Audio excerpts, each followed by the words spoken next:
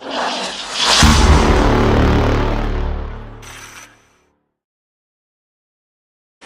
well, like I said, basically it's just a normal conversation. You can curse if you want to. It's uncensored. Okay. And let's just jump right into it. So it's okay. Now, starting off, what can you tell me about yourself? Wow. Like from the beginning, like from birth? It's completely up to you. Well, I started pretty much, my life actually started really hard from the beginning because before I was born, my mom used to, well, in those times in Puerto Rico, they don't pretty much follow up on procedures of pregnancy. So she was normally like smoking regular cigarettes and drinking and everything like that. So because of that, I came out premature. Then I couldn't tolerate a lot of different lactose, and I was like constantly throwing up and stuff like that. But then my body started getting used to it.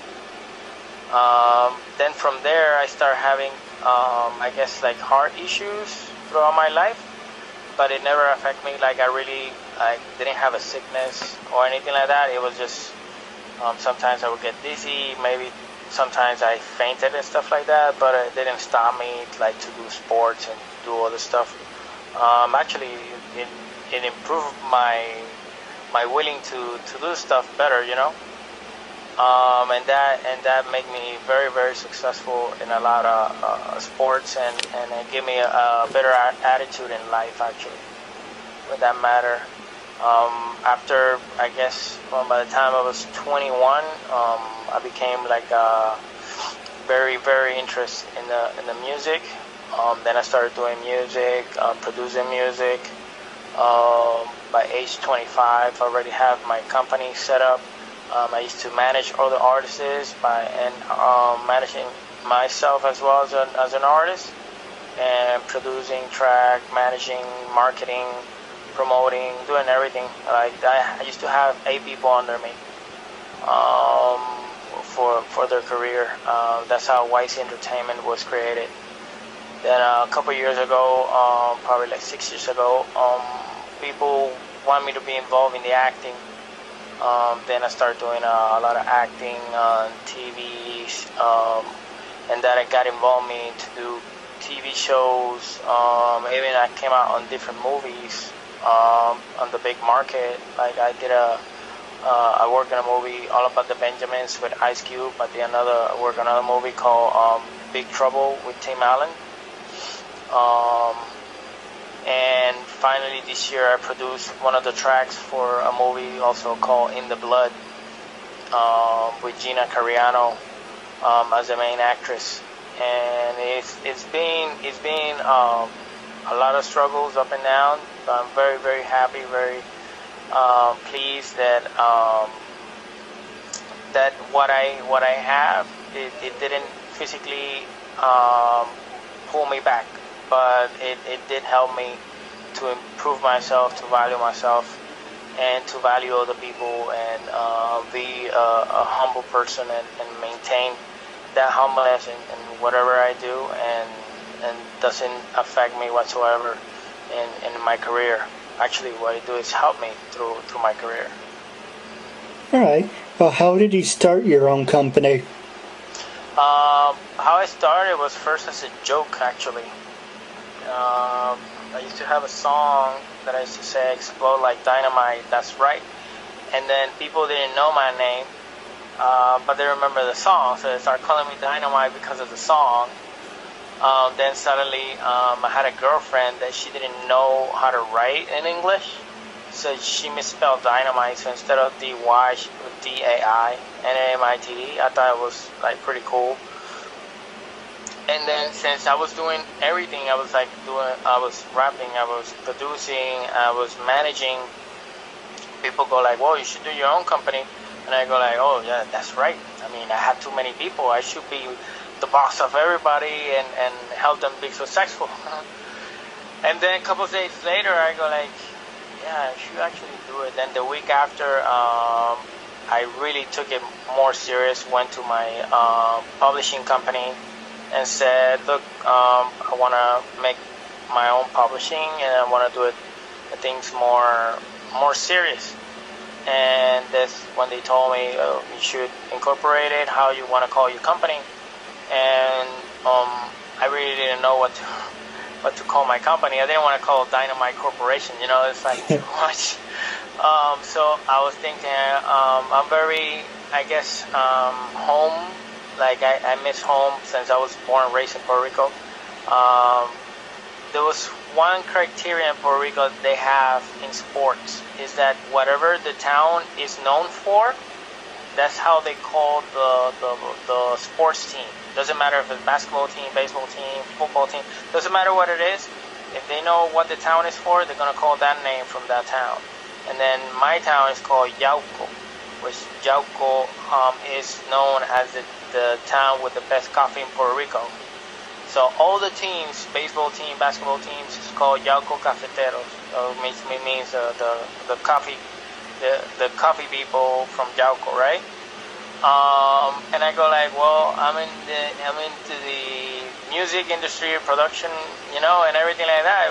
And there's no production company in Yauco, so I might as well call it Yauco Cafeteros Entertainment. That way, people know where I'm from. Where the city, where I was raised, and my city to have like a more prestige name besides being known as a coffee town, or as a coffee city now that become like a city. And then it was so long, and for people to understand the name, that I decided just to grab a design of a coffee bean and make that as a logo, and then instead of putting Yauco Cafetero, I decided to go like, well, just put the letters and put just YC, and I put YC Entertainment, and that's how YC Entertainment was born, was created. All right, now you're hinting towards you're doing rap. Now, for people who want to know, what type of rap do? You don't do like bitches and hoes or use the N-word? I can. I do everything except that type of rap. Well, you can consider me kind of like Will Smith type in Spanish. Like I will do the sexy, rico suave, type of thing. Maybe I'd say something sensual, but not in a pervert way. In a more like that the girls like spicy, I guess you can say it like that. More also with message. I like to throw message to people. There was one contest that I won by the contest was about who was the best rapper, and then all the rappers sing about how good they were, but they always were singing that, and they were rapping like I'm the biggest man, I'm the shit in this and this and that, and I have guns, I have money, I have bitches, I like all that. And then my song was saying on the hook the total opposite. I used to say, I'm not rapping because of money. I'm rapping because I love it. I don't talk to women like I would never like to talk for somebody to talk like that to my mom, like that. I was like, my rap was like that, but it was hardcore. Like I was rapping really, really hard. I wasn't rapping soft, like I'm this guy, the type guy. No, I was rapping rough, putting my point across, but in a positive way. And I guess that's what the judges enjoyed it and gave me first place. And I was very, very excited because that was actually in my hometown as well. And that was the first prize I ever won there. Yeah, that's really cool. Thanks, man. I try. Well, for example, what's your opinion on that? Well, here's a funny story. My dad used to work in school as assistant principal, and and my brother used to help him make videos. And it's funny, but it isn't funny. But one of the songs they used was Gasolina. They use Gasolina? My dad didn't know what the hell how it said. And, there's a Spanish principal. She got purple in the face, and she's like, how dare you play that song? What? They're talking about gasoline. And then she said, "You really don't know what it's about?" I said, "No, what's it about?" "Oh, just strippers and prostitutes." Yeah, pretty much. That song, it was so funny because nobody expected that song to blow up the way it did. Because it was just a funny song, you know. It wasn't, well, it didn't have too much words on it. But I guess that's how music goes, you know. You really never know what can blow up. And that's a perfect example. You know, what was the other one? That was a big thing. His name was Psych. Gundam Style. Oh, Gundam Style, yeah. You should do a rap version of that. That would be pretty funny. I don't know. I was thinking to do a lot of classical raps, like from the old days, trying to do the new versions of it. Because people always go back to the classics and bring them back, but not in the rap, you know? They always grab a classic rock song and make it a ballad, or, you know? So I was thinking about that from the rap point of view, on the Spanish as well. Because a lot of people knows a lot of songs from years. I'm talking about going back to 1989, 1990. You know, and bring back those old school songs, which also they were positive, like the raps were positive. And I was thinking about that, about doing the classics. And since the main writers, the creators of those songs, they still alive, you know, it'll be great for them as well. You know, I guess I can bring them back to what they were before. You know, I know sometimes they're like down, like, oh my God, my song's like, old school, but then some other guy sings that old school song. They don't, you know, that little spicy of somebody else singing it. They go like, oh, who's that? You know, that's not the guy who sing it. I want to hear the original one. You know, or I like this one better than the original one. But regardless of however people see it, I'm bringing him back. You know, and that classical music also gets revived through somebody else. So I guess that's something of probably my next project for next year. But this year, probably by the end of December, I will have 5 singles ready. That I'm gonna be launching, and one of the movies that I'm actually working, that I'm the screenwriter, is a movie that people were gonna relate to, because it's about. You ever heard of a person called Salesman? I heard about it. I don't know what exactly it's about. The Salesman is a movie right by me, Julio Santiago, and it's about a man that struggles in life, and then he found a job working door to door, and he starts selling certificates, like for food and stuff, but door to door, and then all the things happen, you know. Things that you don't expect a person is passing through when they knock on your door. You know, we always see, like, we're here, and then we hear the door knock, and then we look, and then we see this some stranger with a suit and a bag. We're like, oh my gosh, trying to sell me something. You know, we always have that mentality, but we don't see the backside of it.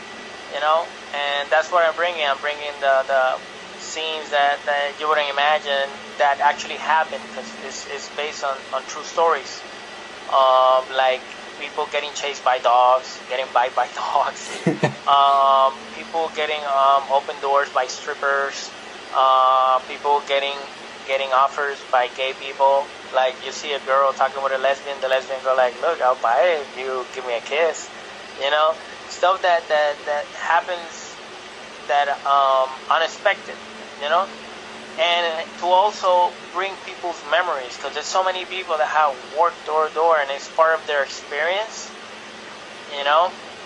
And it will increase the people's positive attitude, because the door to door work is not fun, you know. The soliciting is not a fun, but we make it fun when it happens. There's the people that did work. They did believe in something, and that's why they were doing it. Nobody knows, like, when you open the door, you think they're selling you something, but their mentality is somewhere else, you know, in a higher level, in a position where they're gonna be independent, be able to do what they want to do, you know. And that's just a little piece, and they know that they can get ahead just by doing this.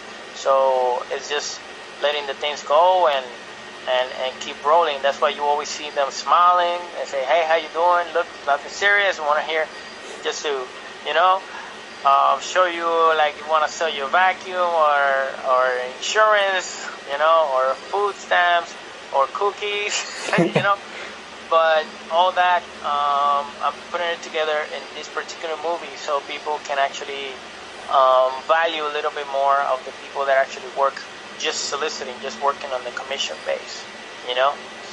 And for the people to see it in a more positive way, you know, people just see it as a negative, but in reality, we're more negative because a lot of people just didn't want to listen.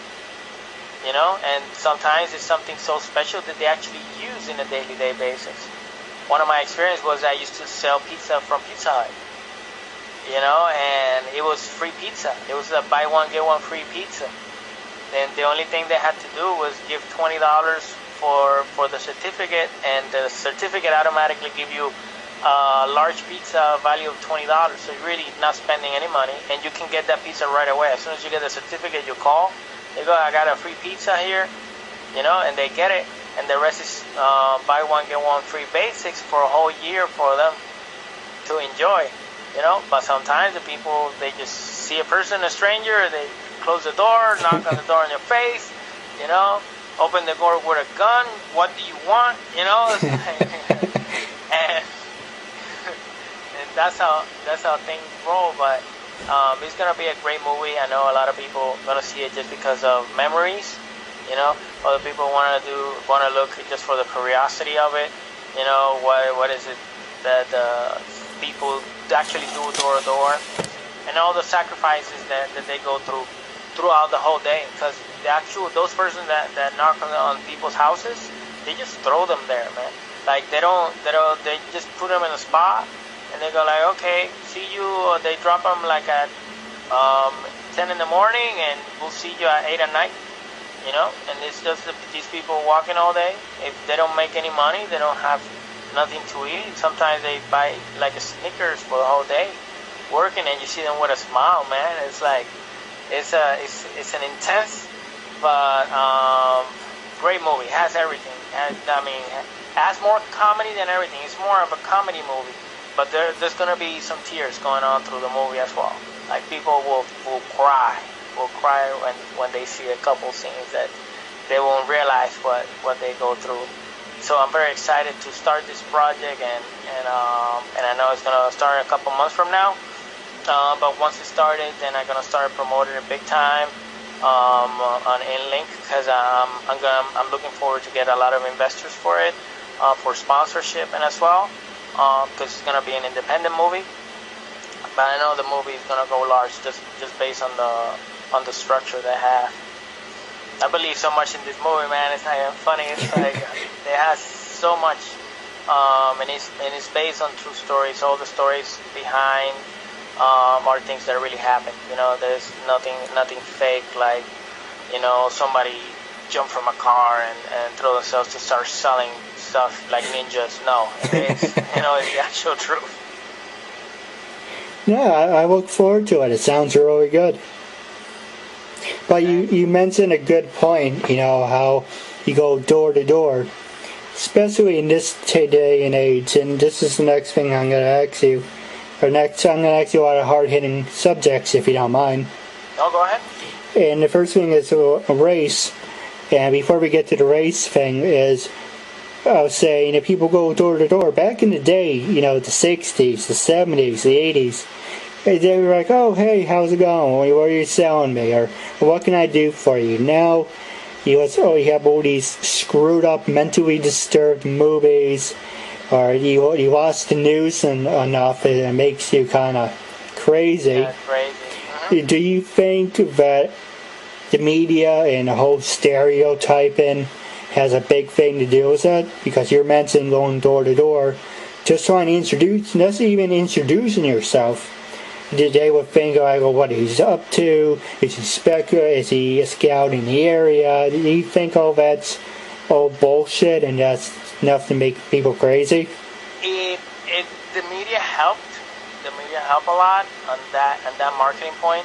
The other problem was that some companies were very successful starting it, so they over-abused their success, and because of that, it damaged the other companies that was starting up, and make that whole thing growing. Like, for example, if you live in a big city, everything you get, for example, at 12 noon, you have the kids that going to knock on the door and sell you cookies. And at 2 o'clock, you have somebody knocking, trying to sell calendar or magazines. Then at 4, you have somebody that want to sell you a vacuum. Then at 6 or 7, you have a Mormon group that want to talk to you about God. All of that. And that's also what happened. The abusive of the solicitation make people get upset about things, and that's the thing that they teach you, I guess, in the marketing point, that you continue getting the no's, because once you get more no's, you're more close to get a yes, So that doesn't bother the people that's outside of the house, but the people that are inside the house, they block themselves into a point that when the actual person that comes in, that's something that they really need, they're gonna block themselves, and they're gonna not pay attention to it, just because of the fact that the previous ones already affect them on that matter. So I guess it's based more on experience. Obviously now it's harder than ever due to the fact that not just the media makes the people outside the door harder to get into the people's emotion, but at the same time, the internet is so accessible. You can buy whatever from your phone now, So and even regardless, like even a person that knocks on your door and somebody go like, "Who you work for?" And you go like, "Oh, for blah blah blah marketing," and they go like, "Okay, Google blah blah blah marketing." Oh, bad reviews, because that's the only thing you see. Whenever people want to write something, they write something. The horrible thing you can know about a company, they never say they're great, or or they're scammers because they were scammed one time. Things like that is even harder now to pass it. The reason why I'm doing this movie is more into the approach of the people that did pass through that life, because we really don't see it, but a lot of people that didn't have jobs, that was one of the jobs they actually got. They could have worked for a month, or they could have worked for a couple of days, but they did pass through that, and this movie will remind them those things in a positive note. Not like, oh, I don't want to see that movie because, oh, I remember when I was chased by a dog, they would go like, oh, that was me, man, when I was over there, it happened to me, that's what I wanted to bring. I want to bring that happy thought from that experience that they have, because regardless of everything or not, those memories really help all the people that work door to door to be better people, and to be able to be better in what we do. Like, I feel more approachable to talking to people on my music career, my acting career, based on that door-to-door thing. Maybe before I probably was a little more shy, especially people that are wealthy or anything like that. Be like, oh my God, this guy have money. I go like, no problem, man. Hey, I need $100,000 for this movie. Can you give me at least 90,000 or 80,000 is fine? I mean, like, hey, if you want to do 120,000, that's perfect for me. We'll go eat right now. Those approach, probably, if I didn't have that experience as a salesperson, probably I wouldn't be able to approach it that way. and that's the thing that brings in. And I'm pretty sure a lot of people have a better positive mentality due to that factor. All right. Well, moving on to our happier subject. Do you have any funny stories that happened to you over the years? Funny stories. Oh, wow. I'm going to tell you one that I have never said in public, but it's so funny that I actually need to make it public, though. So it's going to be something that they're probably going to go online for a while. I'm a very good basketball player, and I was playing in a tournament, and it was the finals, and I was faking a little injury because I had a stomach pain, you know. So I was faking a little injury so they don't put me to play until halftime will come in, so I can go to the bathroom, right? So I'm trying to avoid looking at the coach, but he needed me, so he go like, "Hey, Julio, come in, Santiago, go." And I go in. I go to one of the corners so they don't pass me the ball, and then they didn't pass me the ball. Thank God they pass it to the other side, and then suddenly from the other side they throw the ball all the way to me. I was by myself. So when I grabbed that ball, I farted so hard, and that place was packed. So when I farted, everything becomes silent. I spent 3 seconds pause, nobody moved. I threw the ball, and I made a basket. And everybody started screaming, even the opposite team was screaming. And then everybody started laughing. They fell down. Everybody was laughing. They had to stop the clock. They had to stop everything. Because they were laughing. They couldn't hold it. Thank God for those times there were no cell phones with video cameras. You know, there was nothing like that at that time. So I'm glad. But if it were, I would have been in so much trouble being known as a fart basketball player right now. But by the way, we won by 3 on that game. But you would be famous. Oh, I know, but I'd rather be famous in a different approach. It doesn't matter. But it's a great experience. I'm probably gonna use it for one of my shows, you know, for the comedy. But it's based on a true story. You know? But it did happen. It was embarrassing. I mean, I was called like the fart of the night. You know, instead of the shot of the night, it was like the fart of the night in school. Because I was still in high school, so you can imagine. Next day in high school, and everybody was there, so everybody was like looking at me, like I was the champion because I farted. I go like, oh, that doesn't sound right, but it's okay. We won anyway. But it was a funny experience for everybody at that time. Oh my God, that was embarrassing. But it wasn't fun. But everybody liked it. All right. Well, are you a professional wrestling fan? Wrestling? I love wrestling. I'm not following at this moment. I do love wrestling, WWE, and the Mexican and Puerto Rican, you know, El Gran Machos, you know, stuff like that. But I do like those type of sports. I love MMA. I love boxing. Oh, I'm Puerto Rican. I love boxing. It's part of our blood. If we don't play sports or we sing, we box. So that's like it's a baseball, basketball.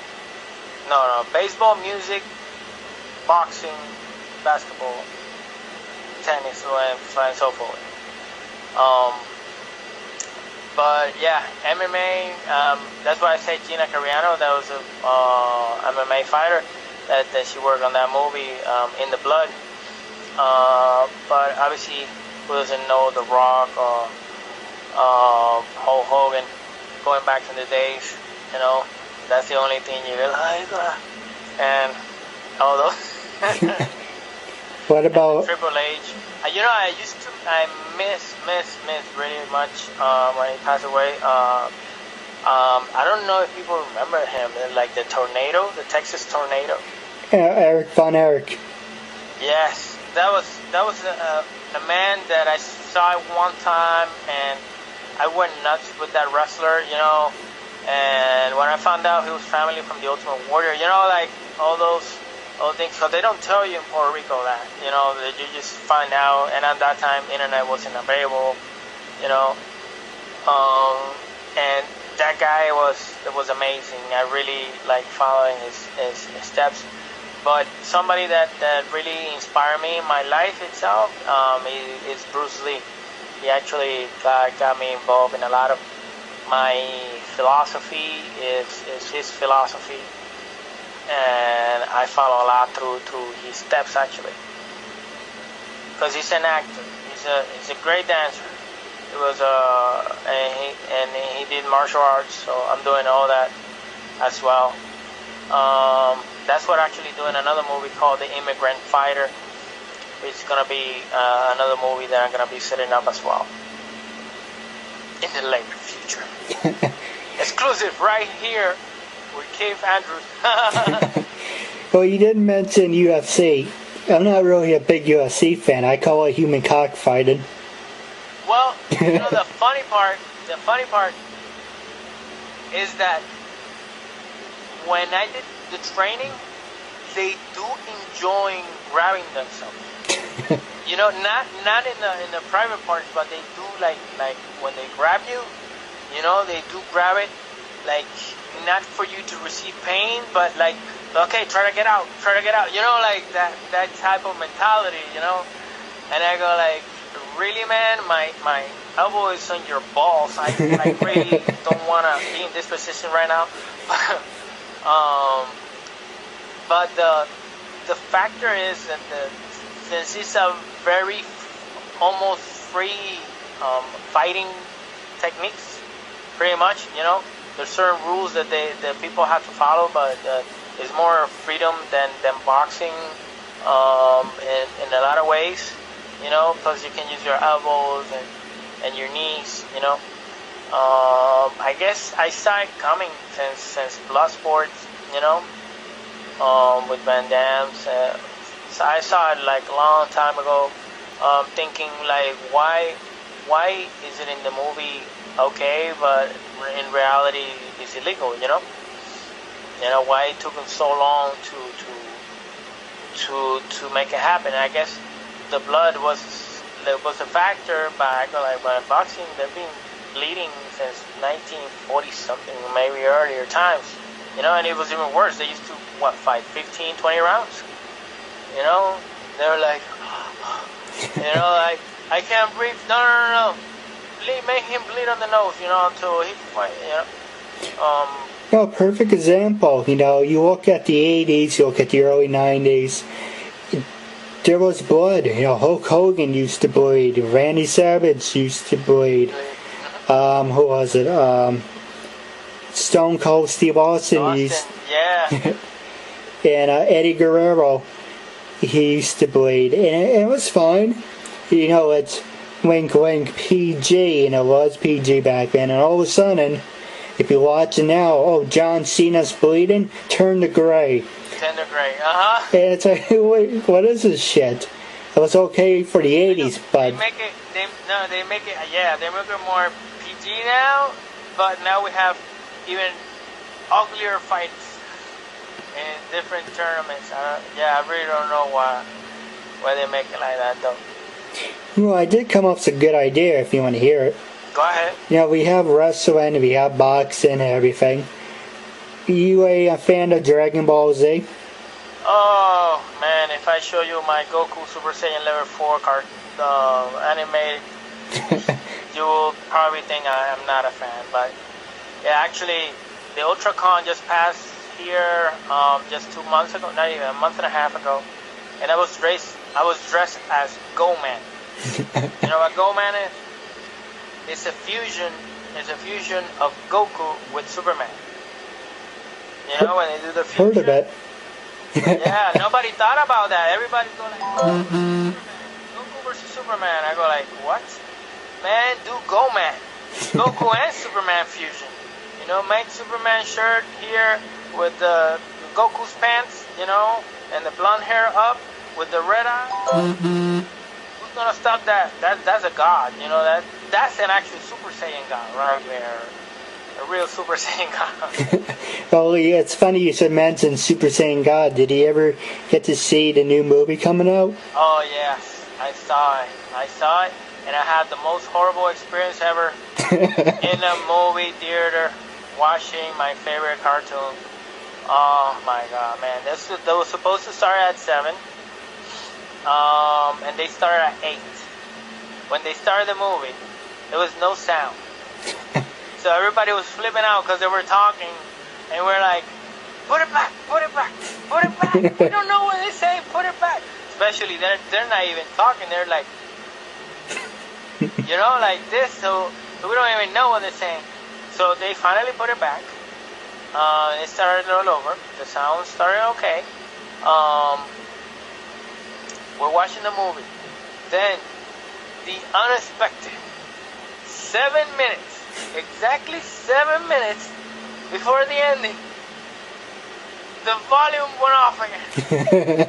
And they're talking and we're flipping off. Like, hey, the sound. And suddenly they shut off the movie. They shut off the movie so we couldn't see the end. We went outside to start to talk to the manager. The manager said, look, I apologize. We'll refund your money. And everybody's screaming, you have no idea. We don't want the money. We want to see the end. We saw the whole movie. We want to see the end. Just put it back at the end. We don't want the money. Like, that's how we were. Everybody wants to see the money. They weren't upset because they want the money back. They weren't upset because they want to finish the movie. And we couldn't finish the movie. They put it back into commercials.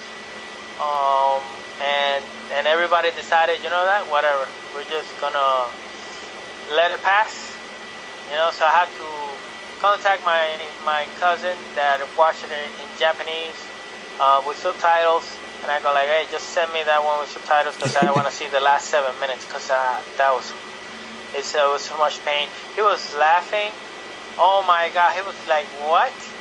I go like, send me the movie. I go like, but you saw the movie already. I go like, I want to see the end. Didn't you see the end? No, I didn't see the end. Show me. Did you fall asleep? I didn't fall asleep. I go, what? You were flirting with some girl? I wasn't. It was like all the main excuse he could get me. I go like, the sound went off, so please give me.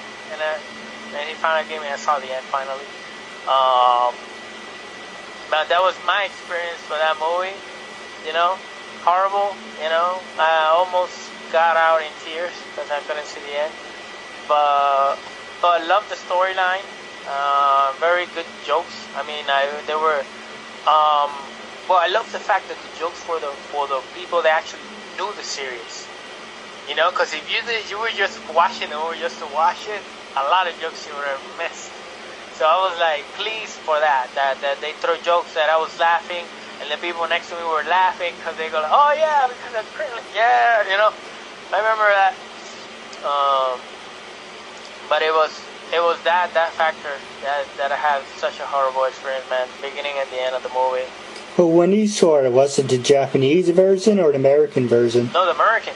I want to see the American because I want to hear my actors' voices. Because I do voiceovers too. But I do it in Spanish. I do a translation in English and Spanish on a show called How Should Have Ended. They do funny cartoons and cartoons of movies, and they make their own storyboard of how the movie should have ended, And then at the end they have like Batman and Superman talking on a cafeteria, about the movies, and that was great because I can be Batman and Superman and. And I leave the Superman voice just like mine, and I keep it like this. But on Batman, I gotta do it like the Dark Knight. So I start talking the way people talk, swear to me, and things like that. And but in Spanish, so you can imagine like the people were laughing because it sounds just like the English guy, but in Spanish. Could you give us a couple impressions? A couple of impressions. How about I'll do you a Batman voice with a theme of some other movie actor or movie scene. That would be more original. How about Batman? I'm King of the World from Titanic. Yo, oh my God. Okay, here we go. Okay, move the world. I'll never let go. I'll never let go. You know. Oh, how about this one? Hasta la vista, baby. You know, something like that. Oh, dude, that's really great. You have a lot of talent in that. Huh? You have a lot of talent in that. You should work on it. That should be your thing. You do like stand-up by doing different impressions. Actually, I never thought doing it like that. I did enjoy watching Jim Carrey doing impressions. And they told me I have that little ability to do it.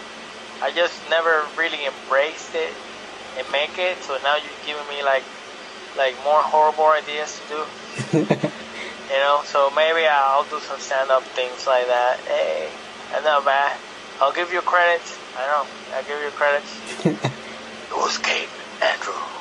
You know, if you don't know, swear on me. You know, and stuff like that. You know. Are you able to do the Bane voice? I did it. But it's a little different than what you hear. Are you talking the way it hurts? Because I can make it hurt. And it will hurt very bad. Do you know who I am?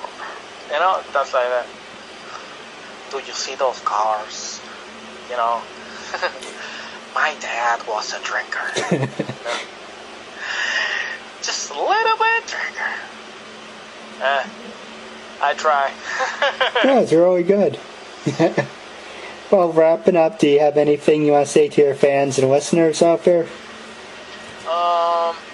Just want to say, keep watching Keith Andrews for doing such a great job. I'm very glad.